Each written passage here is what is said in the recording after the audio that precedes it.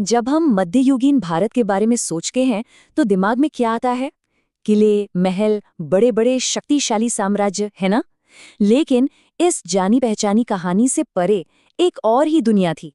एक ऐसा भारत जो अक्सर इतिहास के पन्नों में कहीं खो सा जाता है। ये एक ऐसी दुनिया थी जो जंगलों में, पहाड़ों पर और रेगिस्तानों में बसती थी। तो सवाल ये उठता है कि इन किलों और महलों के परे मध्ययुगीन भारत में असल में कौन लोग रहते थे और उनकी कहानियां क्या थीं? आइए इस दिलचस्प सफर पर चलते हैं।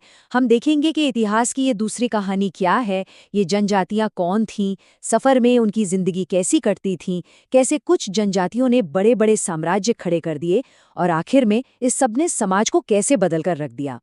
ठीक है, तो चलिए शुरू करते हैं। इतिहास की दूसरी कहानी, एक अलग समाज। उस दौर में जहां एक तरफ बड़े बड़े राज्य थे, वहीं उनके साथ साथ एक और तरह का समाज भी सांस ले रहा था, जो बिल्कुल ही अलग नियमों पर चलता था। जरा यहाँ देखिए, एक ही जमीन पर एक ही वक्त में दो बिल्कुल अलग दुनियाएं थीं। एक तरफ थी वर्ण व्यवस्था जो ऊंच नीच के कठोर नियमों में जकड़ी हुई थी, और दूसरी तरफ थे जनजातीय समाज जहां रिश्तेदारी और बराबरी ही सब कुछ था और उनके अपने रिवाज, अपने कानून थे। तो सवाल ये है कि ये जनजातीय लोग असल में थे कौन? ये वो समुदाय थे जो अक्सर उस समाज के बनाए सामाजिक नियमों और रीति रिवाजों को नहीं मानते थे, जिसे हम मुख्य धारा कहते हैं। इन जनजातियों में हर सदस्य एक दूसरे से नातेदारी के बंधन से जुड़ा होता था। जैसा कि हम संथाल नृत्य की इस तस्वीर में देख सकते हैं, उनका जो सोशल फैब्रिक था वो जाति पर नहीं बल्कि आपसी रिश्तों और एक जैसी संस्कृति पर बुना गया था। ये लोग अक्सर उन जगहों पर रहते थे जहां पहुंचना मुश्किल था, घने जंगल, ऊंचे पहाड़ या फिर रेगिस्तान। इनकी रोजी रोटी खेती, शिकार, पशुपालन और जंगल से चीजें इकट्ठा करने का एक मिला-जुला रूप थी। हाँ, उनके पास लिखने पढ़ने का रिवाज नहीं था, लेकिन उन्होंने अपनी कहानियों और इतिहास को मौखिक परंपराओं के जरिए पीढ़ी दर पीढ़ी जिंदा रखा, और सबसे जरूरी बात, अपनी आजादी और संस्कृति को हमेशा बचाए रखा। और ये कोई छोटे मोटे समूह नहीं थे। जरा इस नक्शे पर नजर डालिए। ये दिखाता है कि जनजातीय समुदाय पूरे उपमहाद्वीप में फैले हुए थे। पंजाब के खोखर और घक्कर से लेकर उत्तर पूर्व के नागा और अहोम तक उनकी मौजूदगी हर जगह थी। अब बात करते हैं उन लोगों की जिनकी दुनिया ही एक जगह से दूसरी जगह का सफर थी, यानी खानाबदोश और घुमंतू समूह। इनकी जिंदगी भी कई तरह की थी।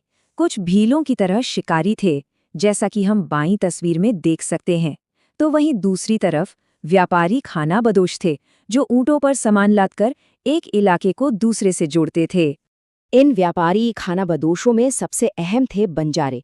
उनके कारवा को एक खास नाम दिया गया था, टांडा। ये सिर्फ यात्री नहीं थे, ये तो मध्ययुगीन अर्थव्यवस्था की जान थे, उसके लाइफलाइन।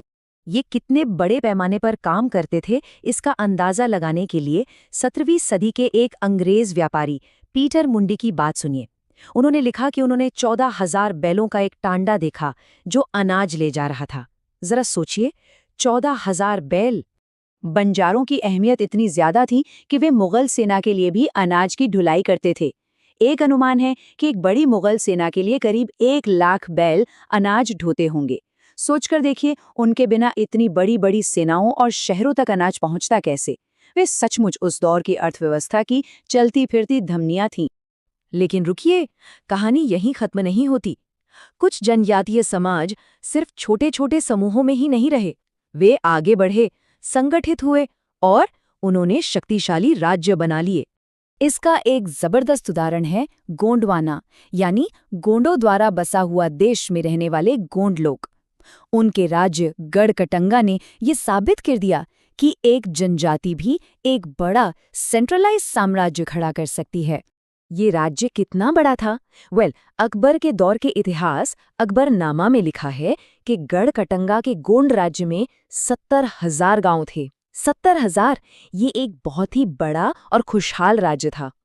और जब राजनीतिक ताकत आती है तो कला और संस्कृति भी फलती फूलती है। ये जो कांसे का मगरमच्छ आप देख रहे हैं, ये उस इलाके की जनजातीय कला का एक बेहतरीन नमूना है। ये सिर्फ एक चीज नहीं है, ये उनके हुनर और उनकी अलग पहचान का सबूत है। और इसी राज्य के इतिहास में एक नाम हमेशा के लिए अमर हो गया, रानी दुर्गावती। जब 1565 में मुगल सेना ने हमला किया तो इस काबिल शासक ने खुद अपनी सेना की कमान संभाली। उन्होंने बहुत बहादुरी से लड़ाई लड़ी और हार मानने की बजाय मौत को गले लगाना बेहतर समझा। वो गोंड लोगों के लिए गर्व और हिम्मत का प्रतीक बन गई। एक और बहुत शक्तिशाली उदाहरण है अहोम लोग। ये 13वीं सदी में म्यांमार से आकर ब्रह्मपुत्र घाटी में बस गए थे। जरा इनकी तरक्की की रफ्तार देखिए।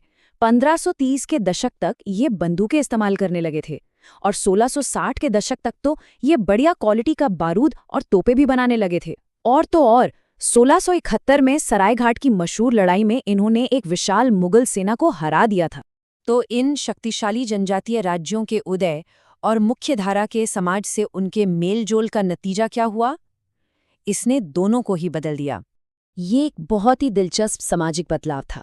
हुआ ये कि जैसे जैसे आदिवासी मुखिया ताकतवर होते गए, उन्हें समाज में ऊंचा दर्जा चाहिए था, बिल्कुल राजपूतों जैसा।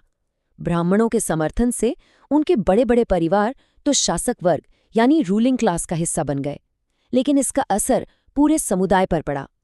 ज्यादातर आबादी धीरे धीरे जाति व्यवस्था में छोटी जातियों के तौर पर शामिल हो गई, जिससे समाज का पूरा ताना बाना ही बदल गया।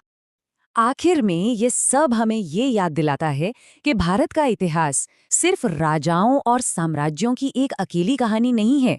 ये तो गोंड, अहोम, भील, संथाल और न जाने कितनी अनगिनत कहानियों से बुना हुआ एक बहुत ही जटिल और खूबसूरत ताना बाना है। इस कुटिया कोंद जनजाति की कलाकृति की तरह हर समुदाय की अपनी एक खास और अमीर संस्कृति थी, जिसने इस उपमहाद्वीप को वो शक्ल दी जो आज हम देखते हैं। तो अगली बार जब हम इतिहास के पन्ने पलटें तो ये सवाल जरूर पूछना चाहिए, इतिहास तो अक्सर ताकतवर लोग ही लिखते हैं, तो फिर वो कौन है जिनकी कहानियां आज भी कहे जाने का इंतजार कर रही हैं?